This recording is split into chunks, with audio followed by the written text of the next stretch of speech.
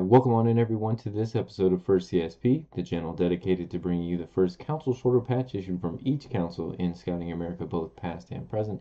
Today we're going to take a look at Inland Empire 611 out of Washington.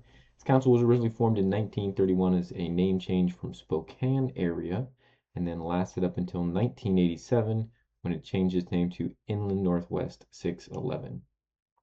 In the current collecting guide, the first issue is just listed as a T1 with a range of color possible for the sky. In older collecting guides, it was divided into two variants, the T1A and T1B. We do believe we have both of those to show you on the patch table today, so heading on over here. The T1A and T1B will both have a light yellow border and red letters, and the distinction in the older collecting guides is that the T1A had a dark blue sky and the T1B had a blue sky. Now, whenever I switch the placement on this table, whichever one is at the bottom, I guess based on where my ring light is distributing light, appears slightly darker on camera. So it's certainly, I'm positive that we have two different production runs because there are differences in the stitching. If we look at the brown here on the mountains, if we look at the kind of glacial blue, the sewing style slightly different there.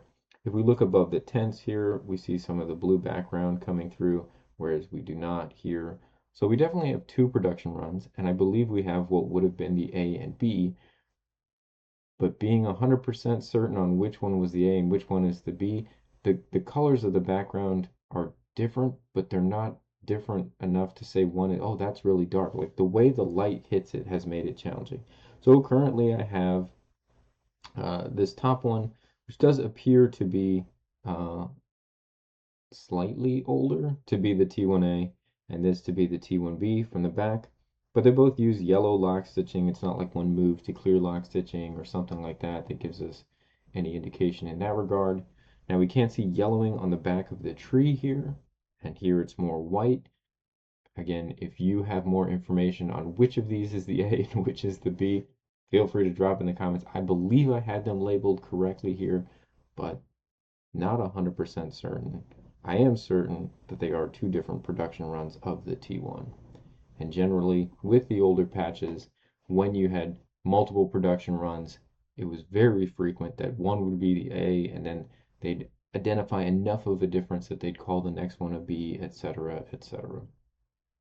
Now, after this, they did add the fleur-de-lis, and that came out as the T2. We do have that one here as well. Stayed essentially with the same design,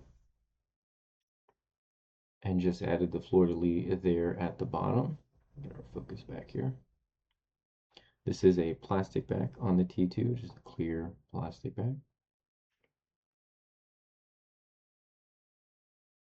And then the design was also held as they moved into that next council, Inland Northwest. And if you want, you can come back tomorrow and see that one on the next episode of First CSP. So there you have it, the first issues for Inland Empire 611 out of Washington. Hope you guys have enjoyed this episode of First CSP. We'll be back again tomorrow with another brand new episode. I want to thank you all for tuning in. But until the next one, I hope you guys have a great rest of your day.